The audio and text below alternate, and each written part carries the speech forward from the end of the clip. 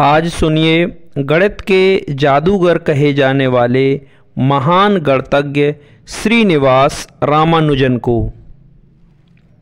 मद्रास यानी चेन्नई प्रांत के तंजौर जिले के इरोड नामक छोटे से गांव के स्कूल की घटना है। प्रारंभिक कक्षा के अध्यापक कक्षा में आए। उन्होंने विद्यार्थियों को कार्य दिया। आधे घंटे में 1 से 100 तक की सब संख्याओं का जोड़ निकालकर मुझे दिखाइए। सारे बच्चे सवाल हल करने में लग गए। 10 मिनट भी ना बीते होंगे कि 7 वर्ष का एक विद्यार्थी सवाल हल कर गुरुजी से जांच कराने ले आया। गुरुजी ने सवालों को जांचा और सही उत्तर पाया। शिक्षक यह देखकर हैरान रह गए कि बालक ने सवाल हल करने में जिस सूत्र का प्रयोग किया है उसका ज्ञान केवल उच्च कक्षा के विद्यार्थियों को ही हो सकता है। अध्यापक ने बालक से पूछा, बेटा तुमने यह सूत्र कहाँ से सीखा? बालक बोला, किताब से पढ़कर। अध्यापक इस बात को जानकर आश्चर्यचकित रह गए कि बालक ने इस सूत्र का ज्ञान किसी बड़ी कक्षा की पुस्तक को पढ़कर किया है। गणित की यह विलक्षण प्रतिभा वाले बालक श्रीनिवास रामानुजम आयंगर थे, जिन्होंने सिद्ध कर दिया कि गणित एक रोचक विषय है जिसका खेल खेल में अध्ययन किया जा सकता है। श्रीनिवास रामानुजन आयंगर का जन्म तमिलनाडु के इरोड गांव में 22 दिसंबर सन 1887 ईस्वी को एक साधारण परिवार में हुआ था। बाल्यकाल से ही रामानुजन की गणित में विशेष रुचि थी। वे गणित को खेल मानकर संख्याओं से खेलते रहते।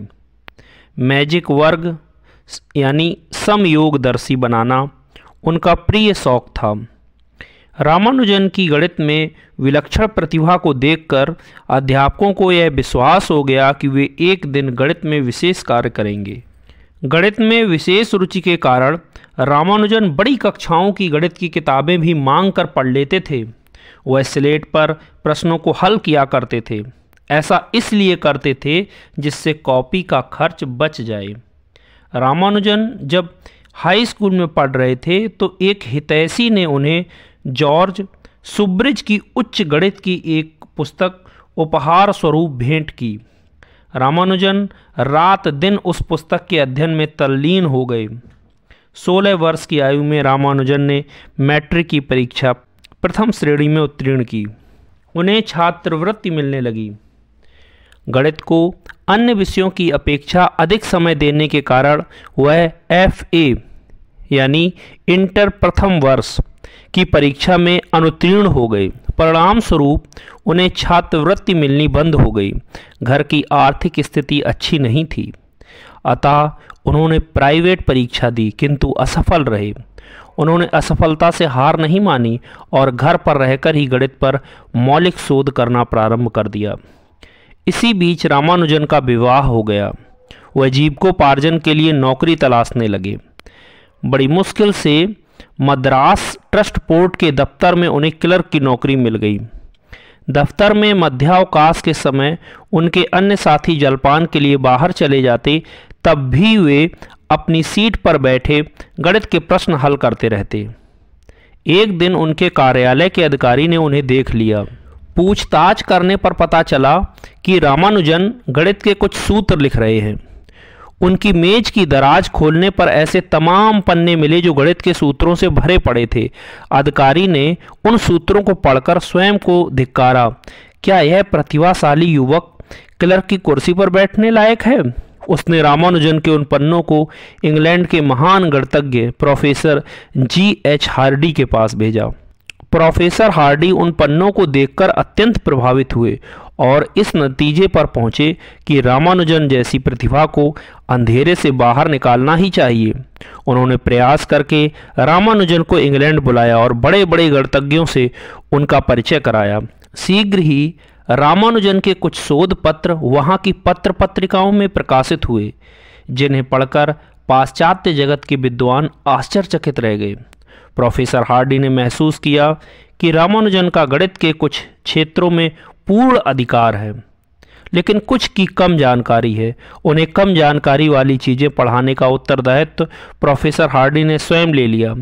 हार्डी ने जितना रामानुजन को पढ़ाया उससे ज़्यादा रामानुजन से सीखा भी। प्रोफेसर हार्डी ने एक जगह लिखा है, मैंने रामानुजन को पढ़ाने की कोशिश की और किसी हद तक इसमें सफल भी हुआ, लेकिन रामानुजन को मैंने जितना सिखाया उससे ज़्यादा उनसे सीखा भी। रामानुजन इंग्लैंड में रहते हुए भी खान पान, आचार विचार और व्यवहार में पूर्णतः भारतीय बने रहे। गणित के क्षेत्र में निरंतर शोध कार्यों से उनकी प्रतिष्ठा लगातार बढ़ती गई। इंग्लैंड की प्रसिद्ध संस्था रॉयल सोसाइटी, जो वैज्ञानिक शोधों को प्रोत्साहित करती थी, ने वर्ष 1918 में रामानुजन को अपना फेलो यानी सम्मानित सदस्य बनाकर सम्मानित किया। संपूर्ण एशिया में इस सम्मान से सम्मानित होने वाले ये पहले व्यक्ति थे।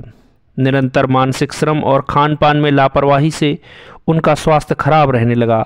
बीमारी की हालत में भी वह गणितीय सूत्रों से खेलते रहे। आखिर रोगी शरीर कब तक चलता। वह स्वदेश लौट आए और 26 अप्रैल सन 1920 ईस्वी को 33 वर्ष की अल्प आयु में ही चिर निंद्रा में विलीन हो गए। उनके निधन पर प्रोफेसर हार्डी ने कहा था, आज हमारे बीच से अमूल्य हीरा खो गया। हम सब देख चुके हैं कि रामानुजन से पूर्व संसार में किसी भी व्यक्ति द्वारा इतनी कम आयु में गणित जैसे जटिल समझे जाने वाले विषय पर इतनी अधिक खोज नहीं की गई है। वास्तव में रामानुजन ने इतनी कम उम्र में गणित में जो योगदान दिया वह अभूतपूर्व है। ऐसे महान गणितज्ञ पर हम सब भारतीयों को गर्व है।